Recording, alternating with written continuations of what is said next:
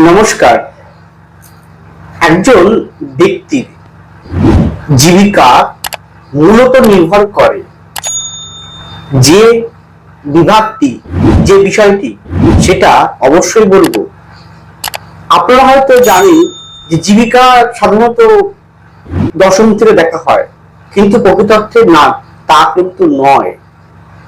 একজন ব্যক্তির জীবিকা কি হতে পারে, কর্ম কি হতে পারে, সেটা মূলত জন্মকুণ্ডলীর ভিতর প্রথম একদম মূলত এবং বিশেষ করে গুরুত্বপূর্ণ তাকে দেখতে হবে, সেটা হচ্ছে লগ্ন। অর্থাৎ লগ্নে অবস্থিত গ্রহ, লগ্নে কোনো গ্রহের দৃষ্টি বা লগ্নপতি যেখানে বসবে সেই পজিশন অনুযায়ী সে ব্যক্তির জীবিকা কিন্তু নির্ভর হয়। অর্থাৎ বলতে চাইছি, ব্যক্তিটি কি চায়, কি করতে চায়, সে লগ্ন থেকে মূলত বিচার করতে হয়। অর্থাৎ এক একজন ব্যক্তির একই রকম জীবিকা থাকে। কেউ ডাক্তার হয়, কেউ ইঞ্জিনিয়ার হয়, কেউ ব্যবসাদার হয়, কেউ মার্কেটিং সেক্টরে থাকে, কেউ চিকিৎসক হয়। বিভিন্ন পেশায় বিভিন্ন রকম ব্যক্তিত্ব হয়ে থাকেন। কিন্তু মূলত আমাদেরকে দেখতে হয় প্রথমত লগ্নটা। লগ্ন কি বলতে চাইছে, লগ্নে কোন কোন গ্রহের দৃষ্টি আছে, কার কার দৃষ্টি আছে। ছোট্ট উদাহরণ যদি বলি, ধরুন তুলা লগ্ন। তুলা লগ্নে রাহুর দৃষ্টি আছে, আবার তার সঙ্গে শুক্রের দৃষ্টি আছে, বা তুলা লগ্নে বুধ বসে আছে।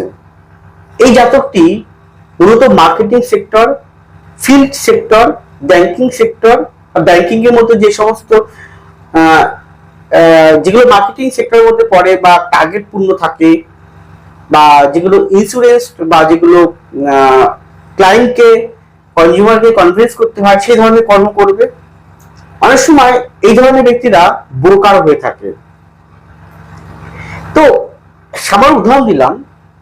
আবার দেখা যাচ্ছে লগ্নে কোনো কারণে লগ্নে বৃহস্পতি বসে আছেন বলবান অবস্থায়, লগ্নে শনিও অবস্থানরত বা দৃষ্টি করছে, তা সেই জাতকটা বা জাতিকাটি শিক্ষিকা সম্পর্কিত বিষয়ে কিন্তু যুক্ত হবে, বা শিক্ষক বিষয়ে যুক্ত হবে, বা শিক্ষা সংক্রান্ত সঙ্গে যুক্ত হবে। আবার দেখা যাচ্ছে লগ্ন সঙ্গে মঙ্গলের মারাত্মক কম্বিনেশন, তাছাড়া রবিরও ভালো কম্বিনেশন। সেই ব্যক্তিটি ডিফেন্স লাইন বা পুলিশ, মিলিটারি, বিএসএফ, আর্মি অথবা প্রশাসনিক দপ্তরের সঙ্গে যুক্ত তার ন্যাক থাকবে। এরকম বিভিন্ন কম্বিনেশন দেখতে হয়। তা মূলত আমাদেরকে লগ্নটা বেশি প্রাধান্য দিতে হবে। লগ্নে কার কার দৃষ্টি আছে, কার গ্রহের দৃষ্টি আছে দেখতে হবে। এর সঙ্গে অবশ্যই ভাব দেখতে হবে, ভাবের লগ্ন দেখতে হবে, অনেক কি প্রতিষ্ঠান রয়েছে, নবাংশ দেখতে হবে, যেকান দেখতে হবে, দশমাংশ দেখতে হবে। এবং শুধু অবস্থিত হলেই হবে না, সে গ্রহে বলবত্তা দেখতে হবে, দেখতে হবে ডিগ্রি, কোন নক্ষত্র অবস্থান করছে, সেগুলো কিন্তু ভালো করে পর্যবেক্ষণ করতে হবে। তারপরে নির্ভর করবে তার জীবিকা। এইবার জীবিকার মধ্যে যে চাকরি বিষয়ে আসে, তার লগ্নটা অবশ্যই তার সঙ্গে 2, তার সঙ্গে 6, তার সঙ্গে 9, তার সঙ্গে 10, তার সঙ্গে 11। ব্যবসা যদি আসে, লগ্ন 1 নম্বর, 3 নম্বর, 7 নম্বর, 9 নম্বর, 11। গ্রহদের বিভিন্ন রকম পজিশন থাকতে পারে। সুতরাং আপনি ব্যবসা করবে না আপনি চাকরি করবেন, আপনার সন্তান ব্যবসা করবে না চাকরি করবে, নির্ভর করবে তার ব্যক্তিগত জন্মকুণ্ডলী। কিন্তু প্রথমত ভালো করে তার জন্মকুণ্ডলীর মধ্যে লগ্ন কি বলতে চাইছে, লগ্নপতি কি বলতে চাইছে, কার কার দৃষ্টি আছে, সেগুলো ভালো করে বিচার করতে হবে। তবেই কিন্তু প্রেডিকশন নিখুঁত আকারে হবে। এবং শুধুমাত্র D1 নয়, সমগ্র বিষয়টা পুঙ্খানুপুঙ্খ, তার সাথে হাতের পজিশন ভালো করে পর্যবেক্ষণ করতে হয়। তারপর সিদ্ধান্তে আসে সে জাতক বা জাতিকাটি কি করতে চায় আগামী দিনে।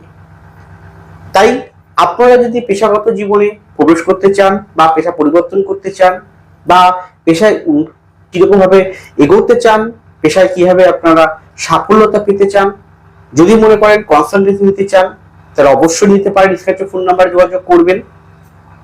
আবারও বলছি, আমি পেশাদার অ্যাস্ট্রোলজার, এটাই আমার একমাত্র পেশা। 24 ঘন্টা full time only for astrologer আমি।